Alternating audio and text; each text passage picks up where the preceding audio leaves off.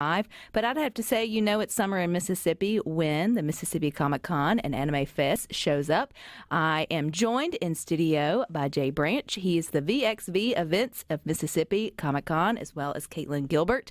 And you guys say it's always the last weekend in June or the third weekend in June. Last weekend in June. We try to avoid that Father's Day weekend. That's where we started.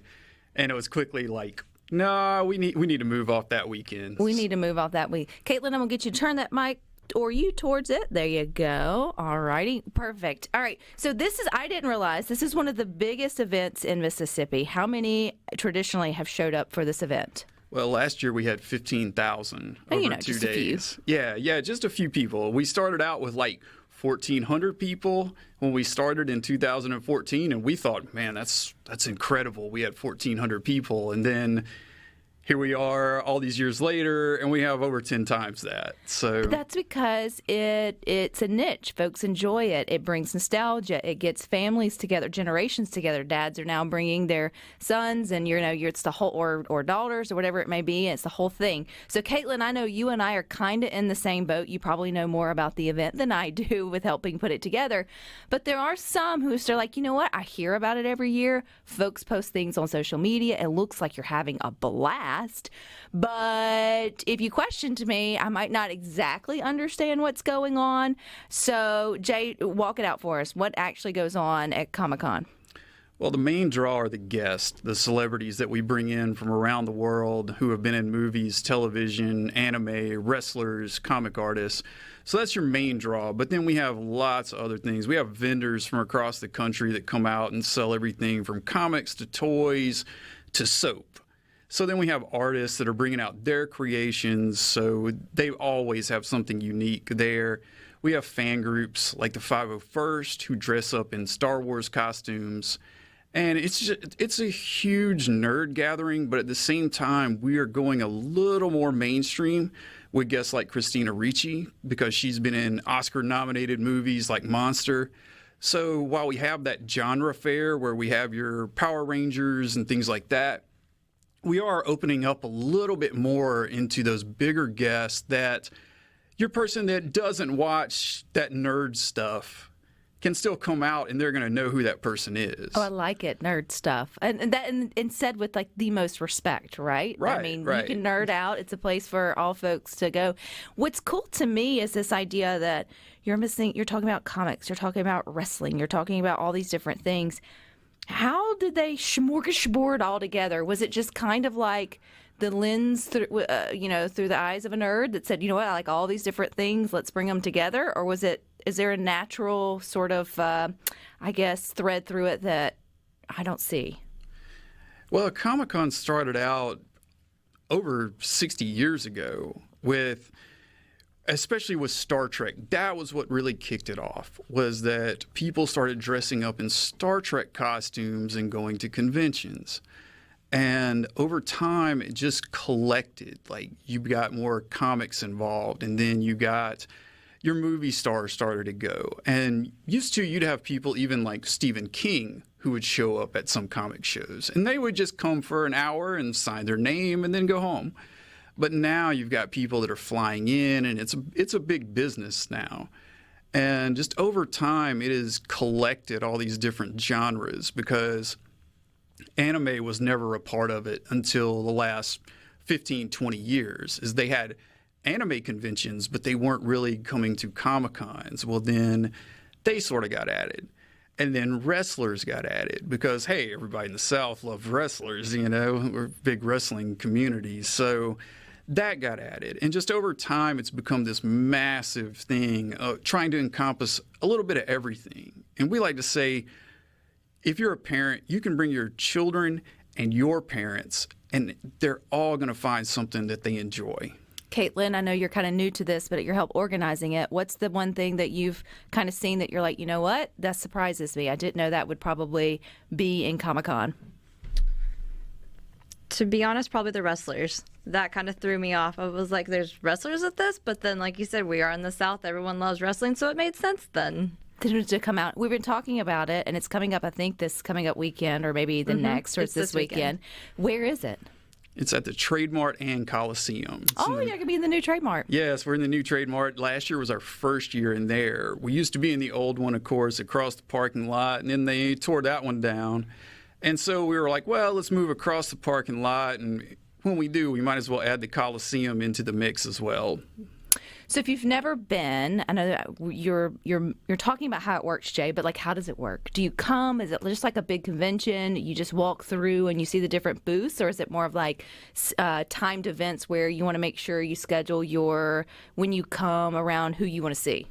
It's a little bit of both. Is that there's the convention side of it where there's all the vendor and artist booths and the guests are signing. But you also have panels and Q&As. The Q&As are with all the celebrities that are attending. But we also have panels that are fan panels. That's a fan says, I want to come out and present a panel on horror movies or my love of wrestling. And then people can come and interact within that panel. So those are all time things. Plus there's gaming tournaments that are times.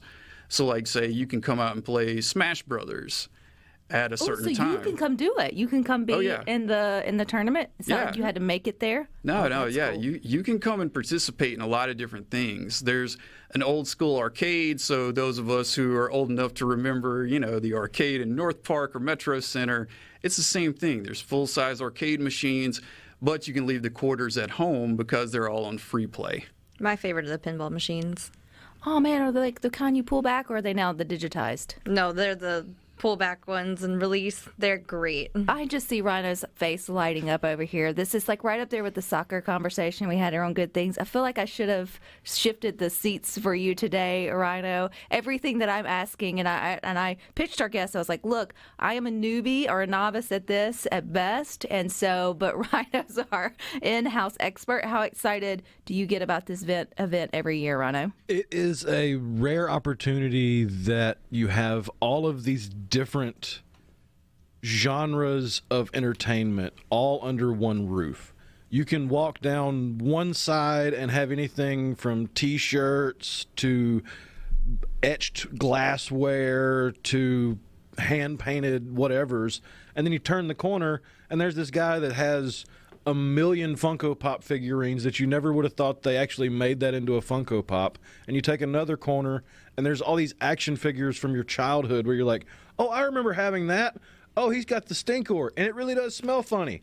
And then you turn another corner, and there's this guy with all these big, long boxes full of comics, and you're going, I wonder if he's got the one I used to have. And more than likely, they do. See, what did I tell you? We should have switched seats today. Totally, Kaitlin. And you can't forget all the swords dealers. Those are always hugely popular, where there's one, they have the batarangs, they've got daggers, they've got swords from video games, from movies, all different replicas. It's awesome, and those are always a huge hit. Just when you think you couldn't squeeze one more thing into the trademark, it feels like if you can dream it up, it's going to be this weekend at Comic-Con there at the Mississippi Trademark.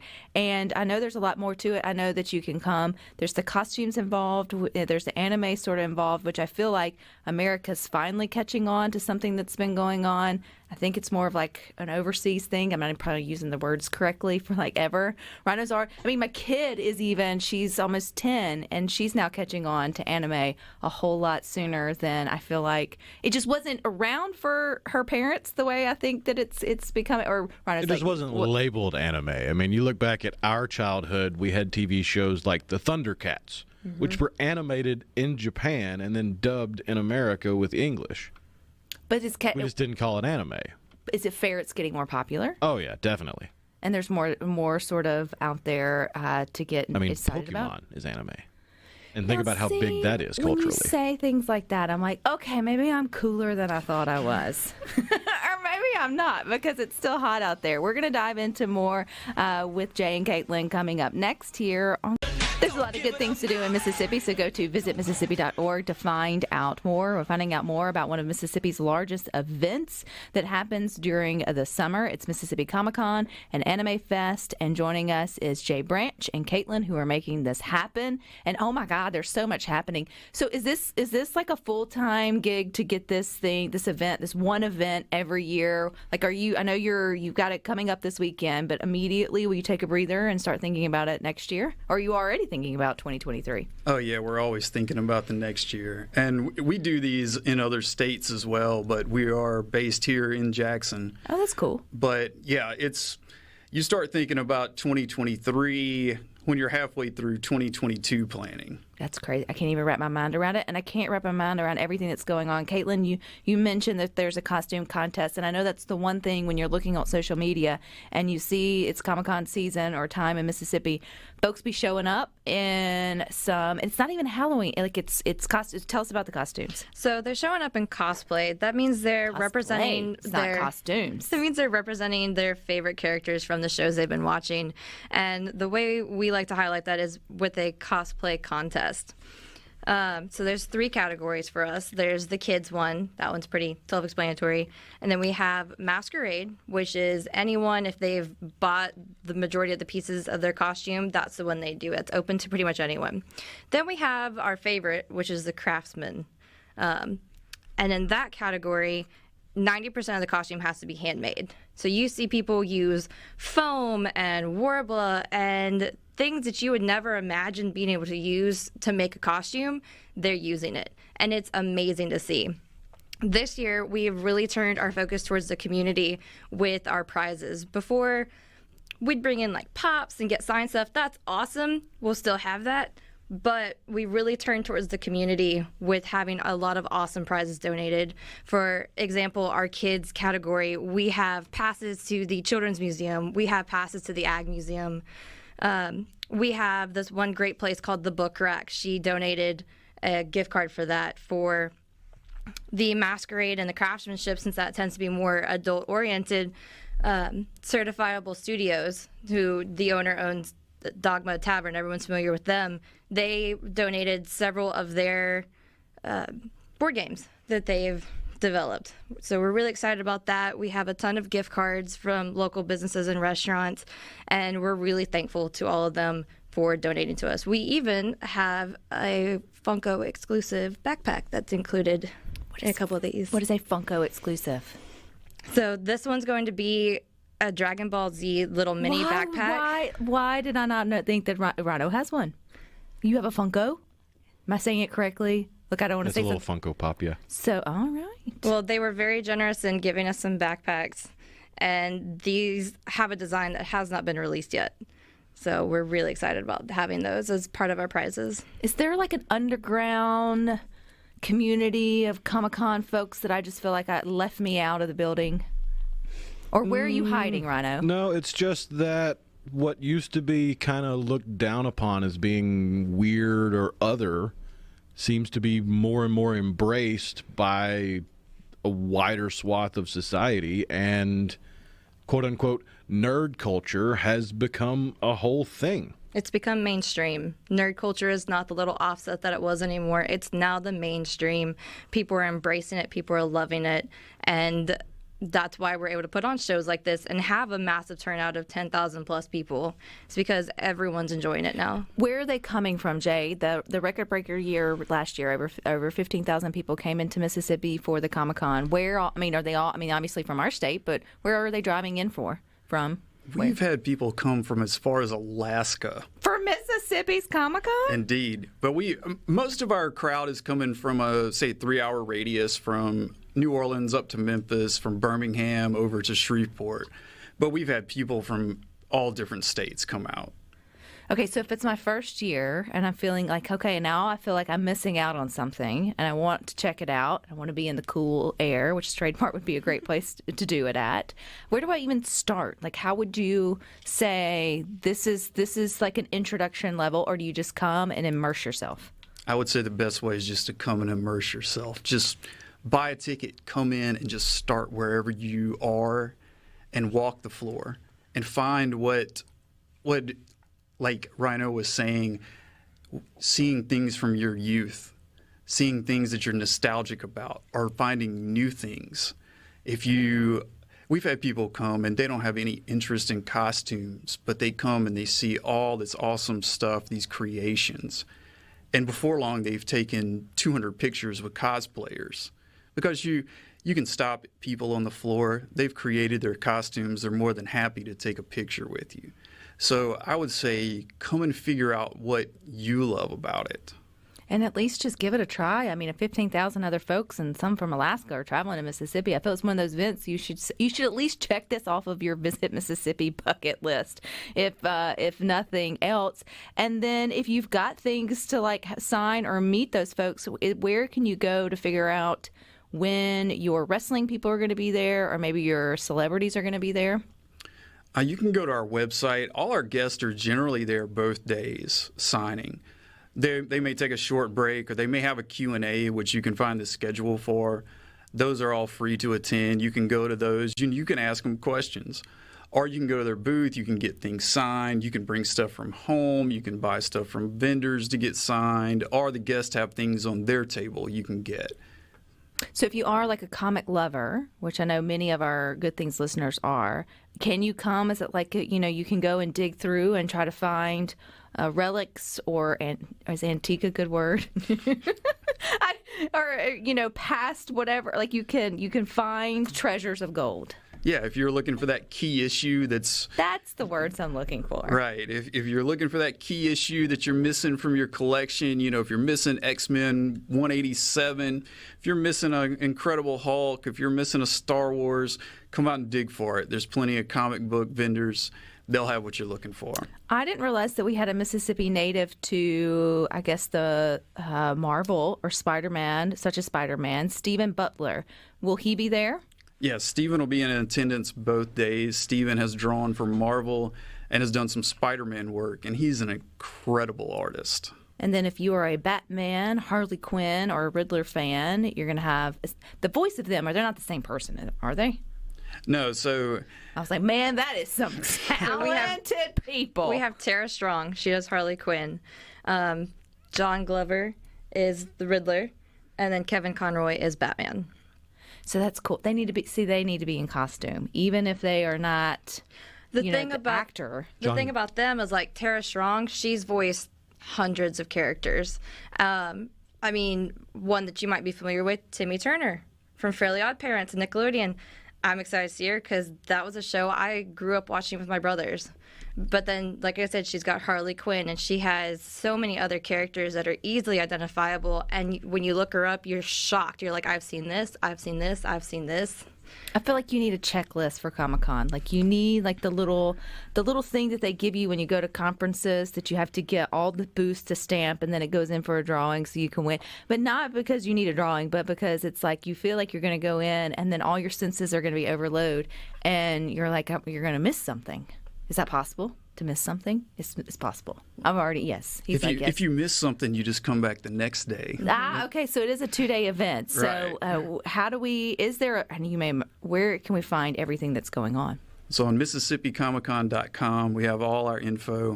If you go to the program section, that's the main spot where you can find all the Q&As, the map that has everything on it, and all the other info you need to survive that day.